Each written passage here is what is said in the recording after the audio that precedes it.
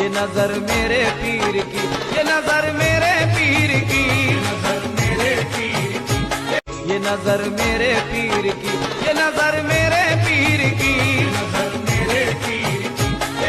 ایسے ایسے پیر جن کو سورہ فاتحہ تک نہیں آتی، ایسے ایسے پیر جن کا کلمہ طیبہ تک صحیح نہیں، ایسے ایسے پیر جن کی رنگ روپ اور جن کے رہن سہن کا ڈھنگ دیکھ کر کے لوگوں کو شرم آتی ہے کہ یہ اب مسلمانوں کے اندر بھی اندھ بھکت پیدا ہونے لگے۔ کی مزار پہ چادر و پھول چڑھانا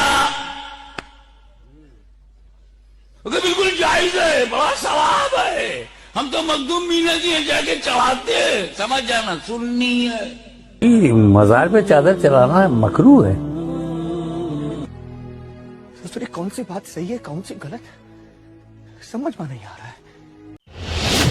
السلام علیکم دوستو، مجھے بریلویوں سے کوئی دشمنی نہیں، کوئی عداوت نہیں، لیکن شکایت ضرور ہے کہ بریلیوں کے اندر، مسلک اعلی حضرت کے اندر دن بدن نئے نئے پیروں کی انٹری ہوتے رہتی ہے۔ ایک سے بڑھ کر ایک پیر مارکیٹ میں ہر روز آتے رہتے ہیں۔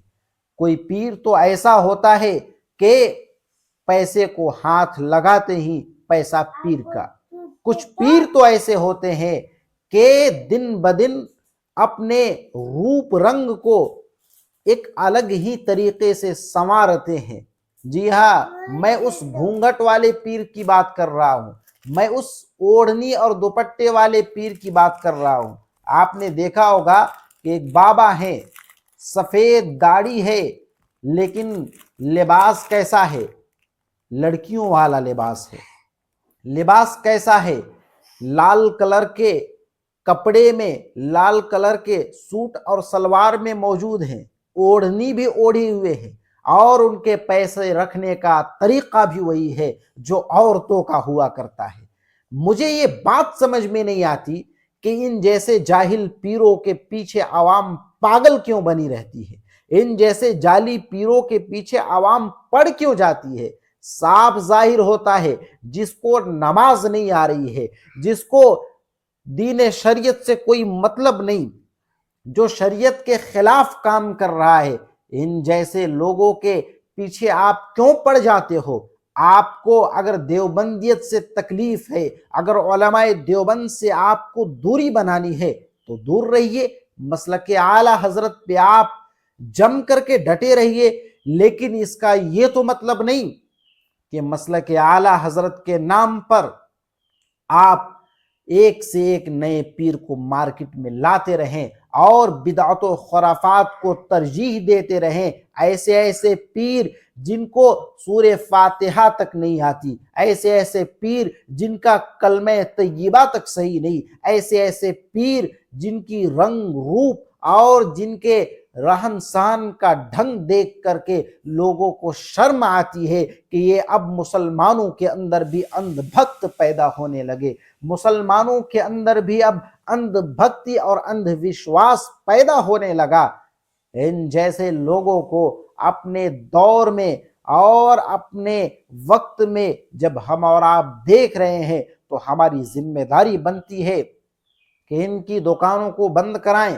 یہ تو اپنی دکانیں چمکاتے رہیں گے، یہ تو اپنے آپ کو پیسے کے وجہ سے، اپنے آپ کو پیسے کے لالچ میں کچھ سے کچھ بنا کر کے لوگوں کے سامنے پیش کرنے کے تیار ہیں۔ ان کا ایمان، ان کا مذہب اسلام سے کوسوں دور ہے۔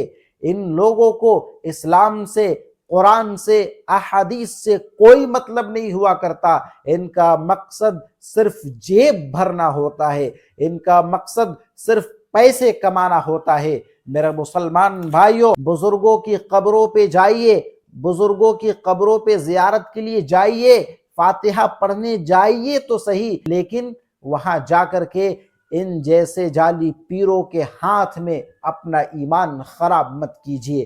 آپ کی مسلک آپ کو مبارک ہو، لیکن اپنے مسلک پہ رہتے کے باوجود، اپنے مسلک پہ عمل کرنے کے باوجود آپ کو یہ بھی تو دیکھنے چاہیے، آپ کو یہ بھی تو سمجھنا چاہیے کہ مسلک اعلی حضرت کے اندر ان جیسے جعلی پیروں کی کیا حیثیت ہے اور ان جیسے خرافات بدعات کی کیا حیثیت ہے، ان جیسے لوگوں کے بارے میں آپ کے بزرگوں نے کیا ہدایات دی ہے۔ جو شخص نماز نہ پڑھتا ہو، جو شخص شریعت کا پابند نہ ہو، جس کا لباس شریعتانہ نہ ہو، اس شخص کو آپ اپنا پیر کیسے مان سکتے ہیں؟ ان جیسے جعلی لوگوں کو جلد سے جلد اپنے مذہب کے لوگوں سے کہیں کہ بائیکاٹ کرے، اپنے مذہب کے مزارات کے لوگوں سے کہیں کہ ان جیسے مجاوروں کو بائیکاٹ کریں، تب جا کر کے آپ کی عوام، آپ کے قوم کے لوگ ہدایت کے راستے میں آ سکتے ہیں، ورنہ گمراہی اور ضلالت سے کوئی نہیں بچا سکتا۔